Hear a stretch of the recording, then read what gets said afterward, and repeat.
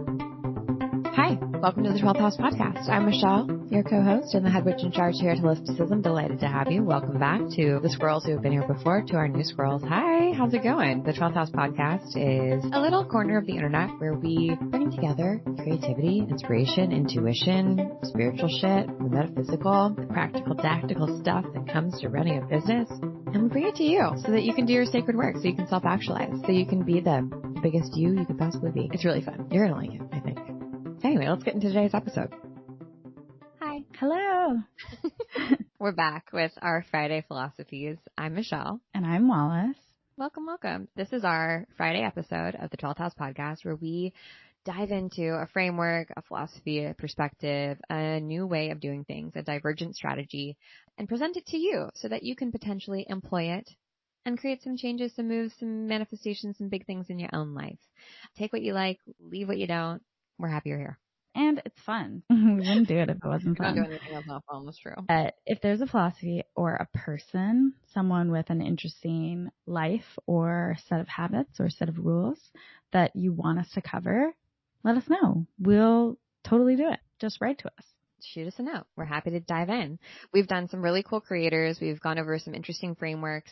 And what we're going to go over in the next 2 episodes is the Holisticism manifesto. And we call it 13 Rules for Squiggly Brained Witches. Manifesto can kind of sound intense, but I want to urge you to actually think about creating your own manifesto.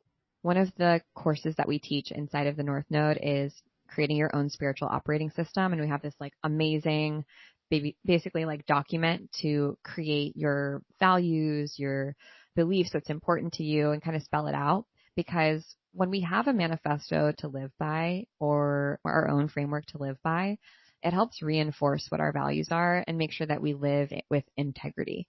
And sometimes just spelling it out for yourself, we can have a soft version of what that is in our head, or a sort of opaque version. And it gets a little bit more solid. It has some meat to it when we actually write it down, and we're more intentional with our language when we really define what it is that we believe and why we believe that thing. It's kind of what I was thinking of while you were saying that is it's kind of funny that manifesto is such a weighted word, and there aren't really that many other great words around, synonyms that have less weight. It's rules. People are ew, rules. Or Principles. Declaration. Yeah. Principles is better. Values, core values. Yeah. I like principles a lot. Yeah. And Yeah. I'm trying to think of agreements, the 4 agreements. Oh, agreements. Yeah, that's nice. So Yeah. if you don't like manifesto and it brings up too many weird, creepy guys with bombs that you're thinking about, I won't name any names. Or, just lone wolves. Yeah, you can switch it out. Sorry, it's really dark humor over here. Yeah, I was thinking communist manifesto, but yeah, also that. That too. I don't think of the communist manifesto as so dark. I think there's some really valuable things in there. Absolutely. But we are in America, and we are not communists. But we also might be. I don't know. I'm not. Sorry. I had to swear on all my green card paperwork. Oh, right. So that is so I say weird.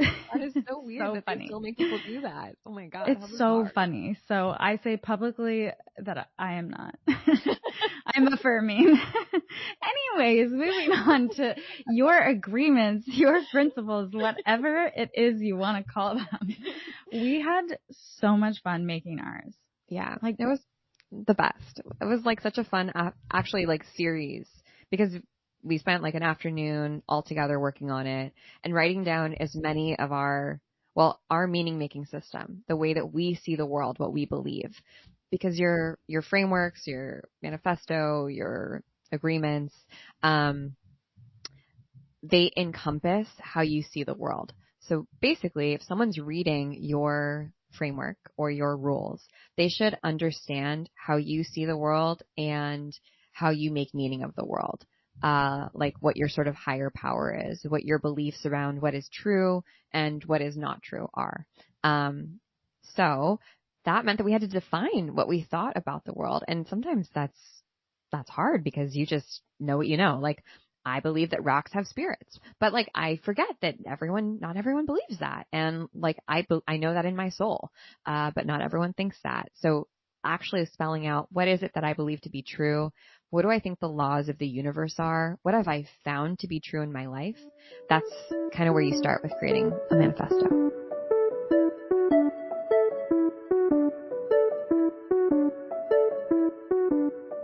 We were largely inspired by two manifestos, Sister Create Kent's, which you showed to me. I'd never seen them before. Mm-hmm. And then the artist, Tom Sachs, has studio rules.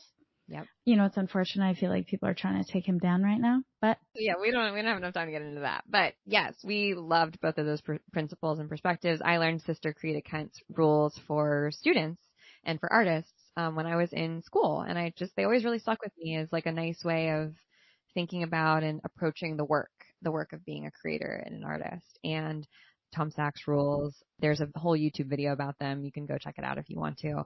But we liked that both of them were playful, informative, and both sort of like surface level, as well as a deeper philosophy or perspective of like why we do things. Like always be knowing. Like why do we want the studio to be organized and neat? It's because like when you have an organized space, you have an organized mind. And also like for safety, and that's important. And so we liked that sort of like dual perspective. And yeah, that's how we landed on our 13 rules. We probably had 50 to start with, and then we sort of whittled them down over time of like what feels the most true, what would we go back to if we had a poster on our wall over and over again to question, like, does this feel in alignment or not? Do we have a rule for that or a principle for that can like help us make that decision?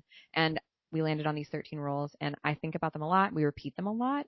They've always been inside voice for us as a team, and now we're publishing them, so you can see them. But we're going to go through the first 7 because there's 13 rules, because 13 is a very magical number. There are 13 moons in a year. It's spooky. Yeah. So we're going to go through the first 7 and kind of explain them a little bit, and then next week we'll go through the last 6. So do you want to start with the first one, Wallis? Yes. So our first one is scrappiness is next to witchiness.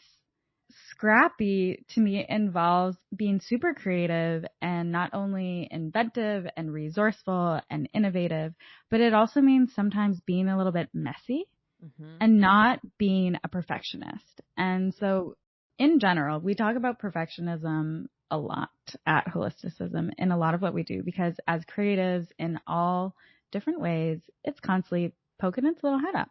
So I thought it was funny when I copied that down that it made me think of that. And I love this rule. Me too. This is like, I think about this all the time, and I think about putting on my scrappy pants all the time, especially when I'm like, I'm never going to figure this out, or this isn't going the way I want. But, you know, we assume that like when we're intuitive and magical people, I think that there's this belief that everything has to go smoothly and perfectly for it to be in alignment, for it to be magical, for it to be synchronous, for it to be intuitive, whatever, to be on your life's path. And that's so far from the truth. It doesn't always feel easy. It doesn't always feel good. It doesn't always just line up perfectly. And we invite magic into our lives when we put on our scrappy pants, when we like take some accountability, when we sometimes take matters into our own hands and remember our own empowerment. Like, I don't have to just sit back and let magic happen or like hope that my spell works. I have to take action too. And there's magic in action. Like that's actually where that like energy comes from. I have to remind myself of that all the time of like, okay, like just because it's not going the way that I thought it was going to go doesn't mean it can't end where I want it to end. Like, what else do I have access to? It is empowering to me as opposed to enabling and like making me feel small or like there's nothing that I can do to get what I want, you know?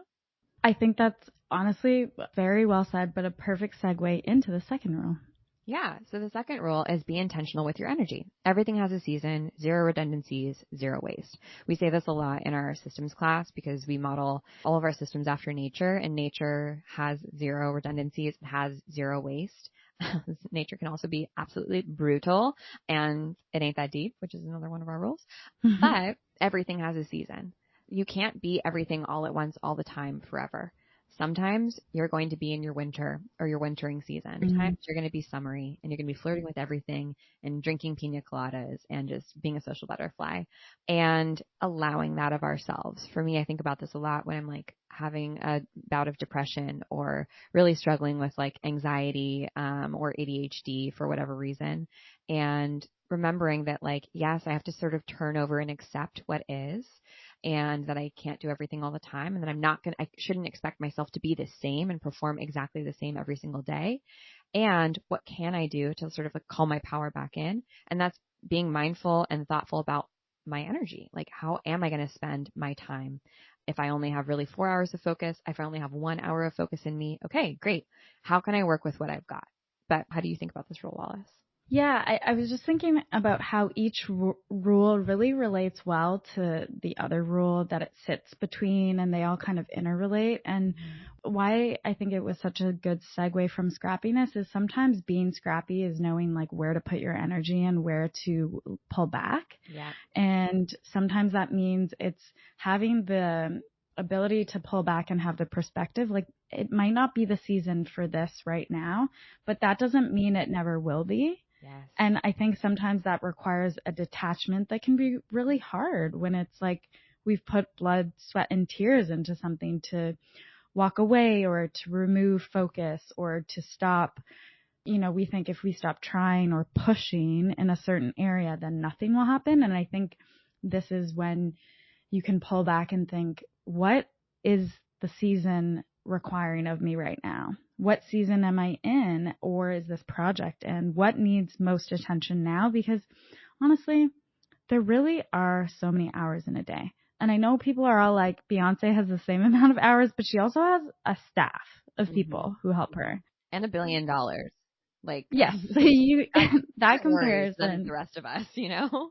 Yes, exactly. So yeah, I think it just reminds me of having almost like a bird's eye view and being able to pull out and detach sometimes emotionally from where I'm focusing on certain things and having the kind of, I don't know, I think about like the Raven in Game of Thrones. Yeah. And try to, like, if I was the all-seeing eyes and I was able to depersonalize this situation or this thing, what really needs my focus and attention and energy more than anything else right now? Yeah. And when you're really spinning your wheels, when you feel like you're spinning your wheels, this is such a good rule to employ. Of like, yeah, how can I have some neutrality towards the situation? And you know what can help is our third rule.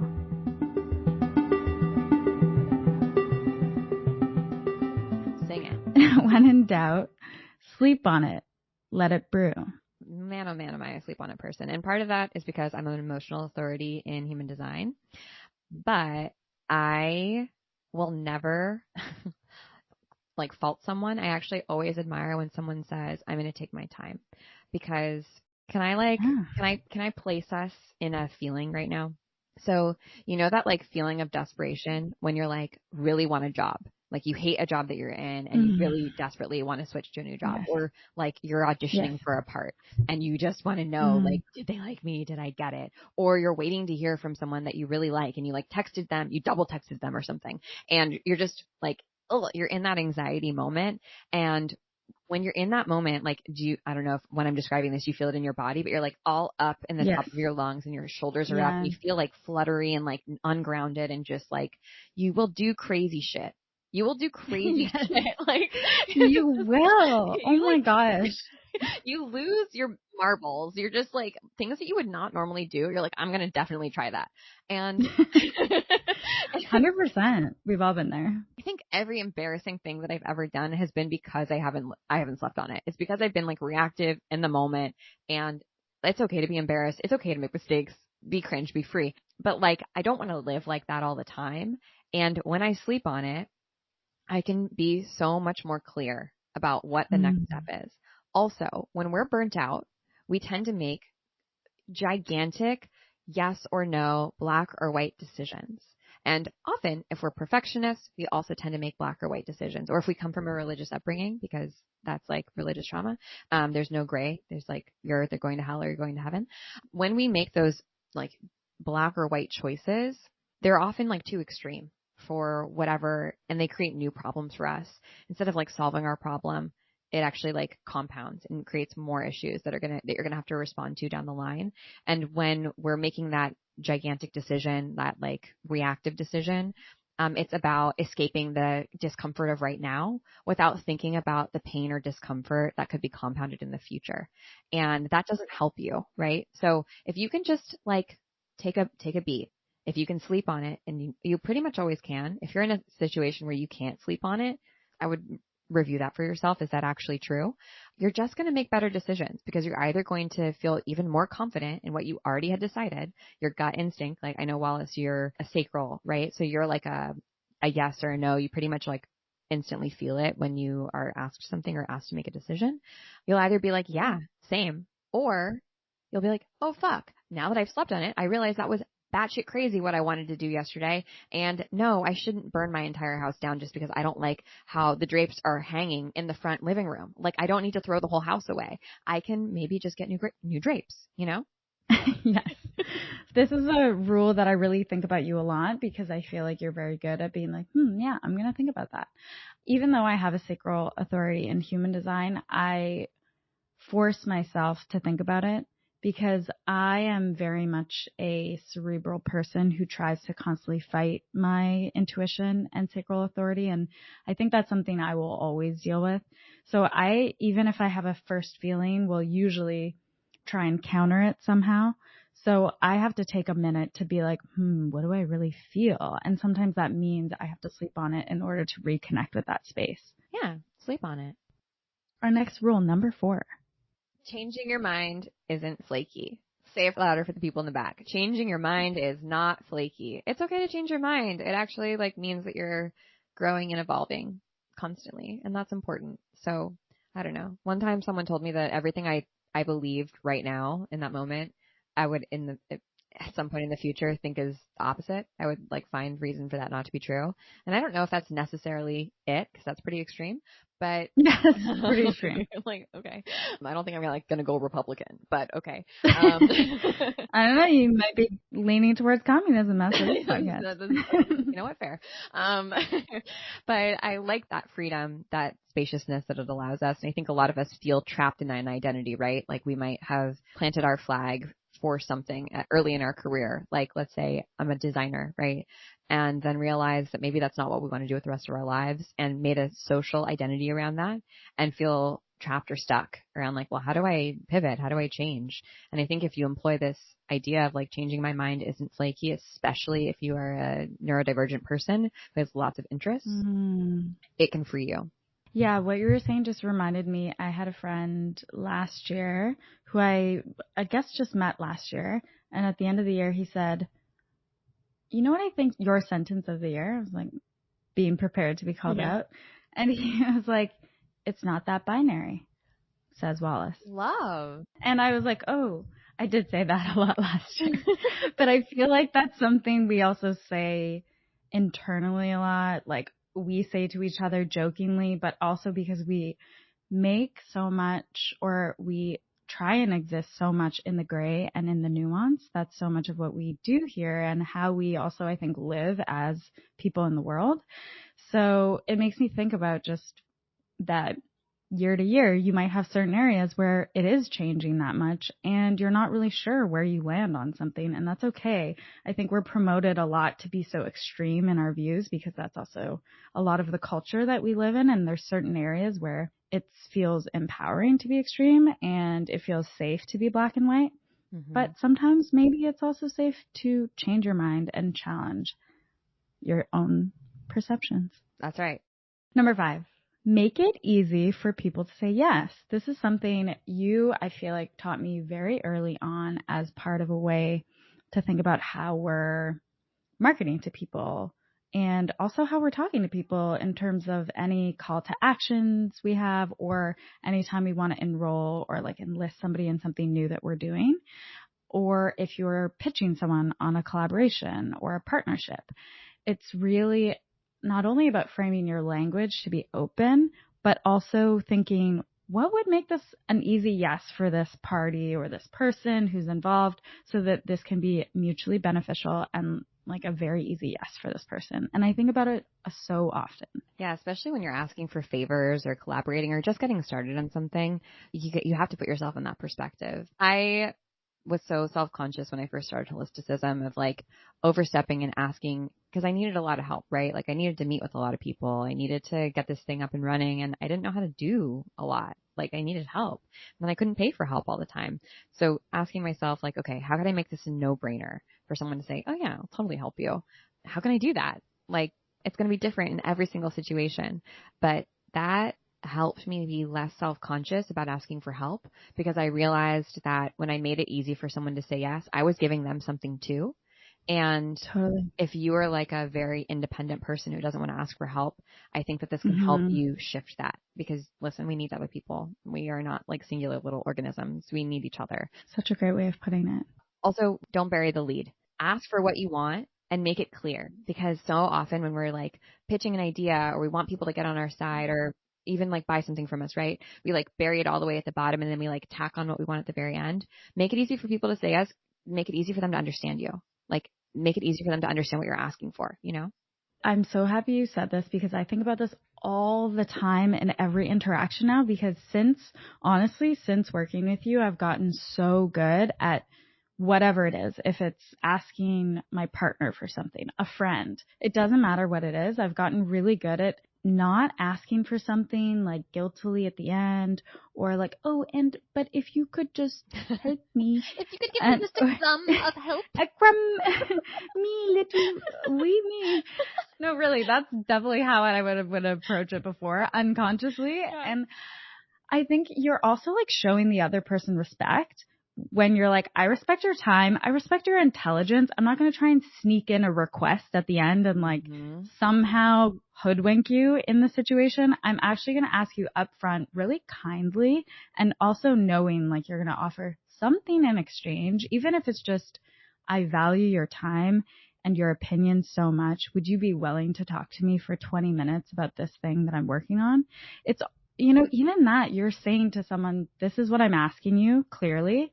I value your time and your experience so much. So that's why I'm asking you this. And it allows the person, even if they're going to say no, you can move on. And I think this is something that still, like, I want people to really inhabit this more because I feel like we get asked stuff still where I'm like, I don't know actually what you're asking. Like, I genuinely am not sure what you want. So I have to reply to emails being like, do you want to do a collaboration? Is this a partnership? Is this a brand request? Do you want to be on the podcast? It's like, do you want coaching? Like how can we help you? Like what is going on here? Yeah, totally. Help me help you. And it really is that though. Yep. And I'm so happy you put it that way because I think about this constantly of I 100% used to be so afraid to ask for what I want in so many areas of my life. And, you know, it's still hard. We all have areas where it's not going to always be easy, but working this muscle is not as hard as you think. Because once you ask people, people are also much more ready to give you a direct answer. And people don't want to say no. That's another part. We all would rather, it feels better to say yes. It's hard to say no. And everyone would like to help in their own way. So people actually want to say yes. Yeah, man. That's true. People want to say yes. People want to help you. And our next rule flows really well into that. Rule number 6, hint, optimistic skepticism. Try anything twice with zero expectations. I like to frame myself up as an optimistic skeptic. Like I sort of am side-eyeing everything, but I'm also enthusiastically drinking the Kool-Aid. Like, okay, I'll try it. Let's see what happens. Yeah. Because it's like not that fun to be a hater. You don't get very far or try many things. It's true. And it's more fun to be a fan. And I don't want to go into like life naively being taken advantage of. You know, I've got a good head on my shoulders, as do you, dear listener, dear reader. But being open to things maybe working out, like potentially working out and being really cool, and also not being upset if they don't, I think is like, that's the vibe, right? Like, well, this would be amazing if I got this job, but like, if I don't, that's okay too. It's all good. Being an optimistic skeptic is more about like not abandoning yourself, your logic, and what you've learned over the wisdom that you have, but also looking at life through the lens of like, but it could work out, you know? What if? Yeah, Can I tell a short story? absolutely. I love when you tell a short story and a long story and a medium story. And I think it relates well to this, even though there's many ways to interpret this rule. My partner, Josh, a lot of family was visiting this weekend because some of his cousins were graduating school.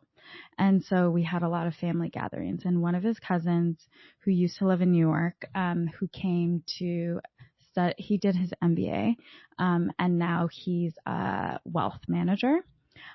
He manages a wealth fund, but he left New York because he was having trouble getting a visa.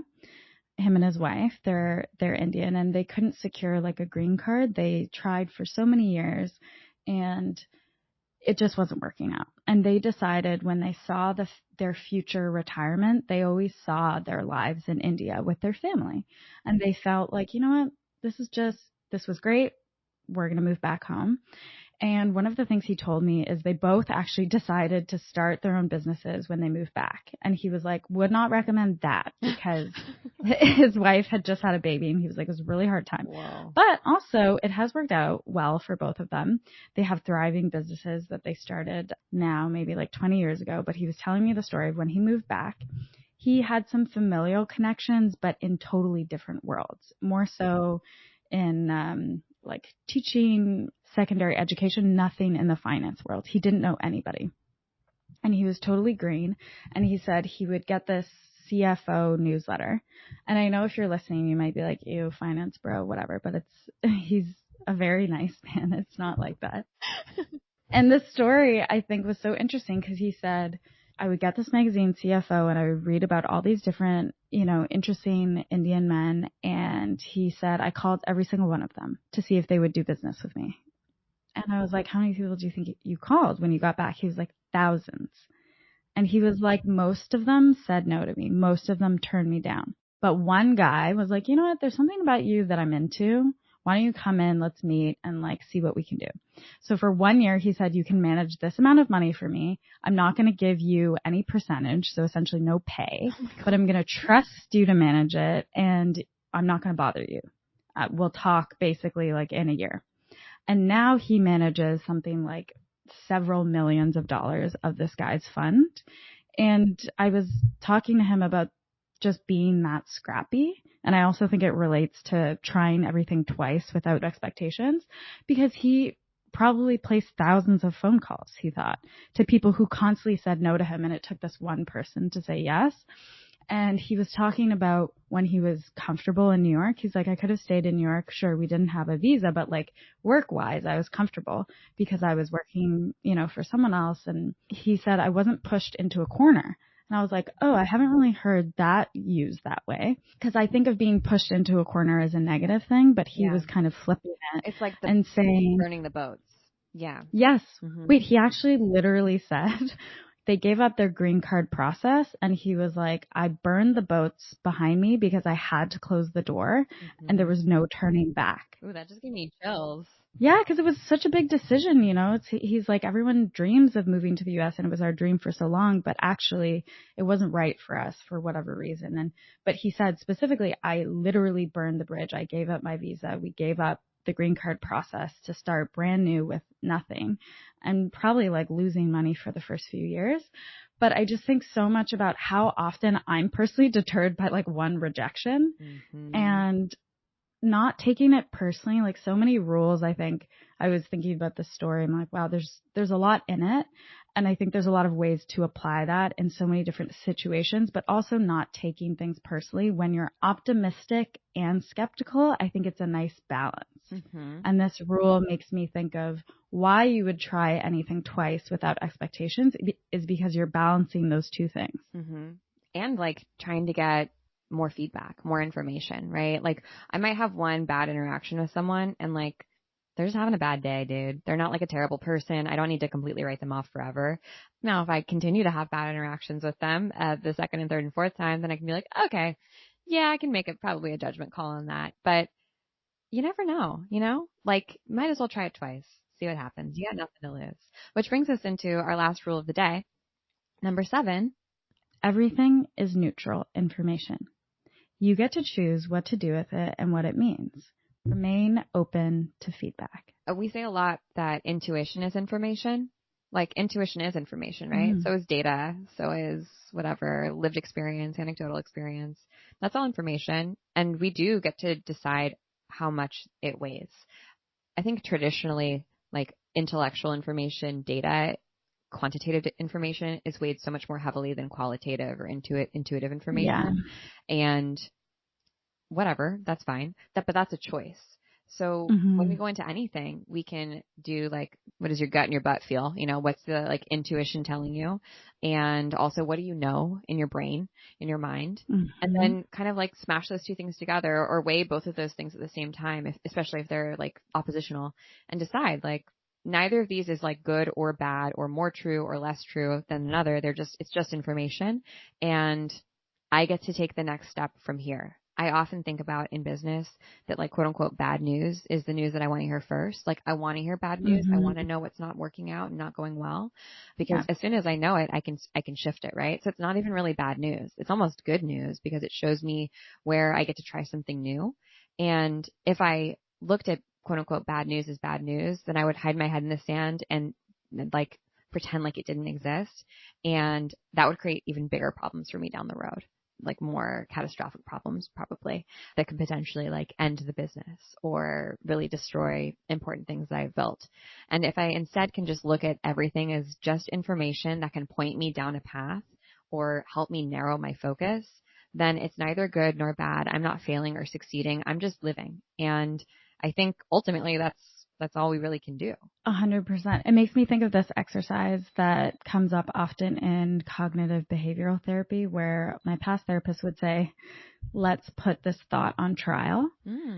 So let's say you receive bad information or you're having a bad reaction or feeling to some kind of news, and there's a story and there's a thought happening associated with that. Putting the thought on trial means writing down like the facts of what you know and then the feelings. And it's kind of funny when you're writing the two down, you'll try and write some of the feelings as facts, and then you'll have to be like, Wallis, those are not facts. We know that. And you'll see how much is kind of emotionally tied to some of the information that you received or the story that you have going. And it's a moment where you can be like, I'm going to step away. I'm going to step back. I'm going to leave this. And then, you can detach from it and you can choose what to do and what it means later and how to react to it versus like being, wrapped up in maybe the story around it. Totally. Yeah, we make meaning of things, right? That like really don't require meaning. Like that email campaign, nobody opened it. We can make meaning of that. Everyone hates me. I should never send an email again. They basically just think I'm stupid. They are never going to buy anything from me. I should just stop doing this. I need to stop showing the world who I am because clearly no one cares. Like, no one ever said that. We were making a mountain out of a molehill, right? It's just all that happened was the email didn't get opened. So that could mean a lot of things, but that's the information that we have. Now, if your gut says, I'm not like talking to my people the way that I want to talk to them and they're rejecting me. Okay, great. Now we just have to change how we communicate. Or maybe, you know what? You had a shitty subject line. In which case, go use subject line tester and come up with a new subject line. It ain't that deep, which is something we also say a lot of Holisticism because it could be the closer to a lot of these sentences or a lot of these rules, but like it really isn't that deep. Like it's just information. And yes, you can absolutely make meaning of it and make you suffer. Or you can just accept it for how it is and then keep on keeping on, So well said. And you know what? We're going to leave you there because we have a part 2 coming out next week where we will finish the 13 rules. And if you liked this episode or maybe you want a sneak peek of the rest of the 13 rules, hit us up at Holisticism on Instagram. Send us a little note. Tell us what you liked. Tell us what you want more of. And if you've appreciated the 12th House podcast, if you learned something from it, if you were like cheering in your car as you're listening to this episode, we would love if you left us a review on Apple Podcasts. It made such a big difference to getting us found, and it really helps us out. We love you. Thank you for listening. Thanks for being here with us. We appreciate you. And we will see you on Tuesday. with another pod, and next Friday with part 2. We'll see you then. Bye. Bye. The 12th Pod is produced by yours truly, Wallis Blanchard. Our theme music is made by Nathan McKay, and our wonderful editing is done by Softer Sound Studios, who you can find more information about in our show notes.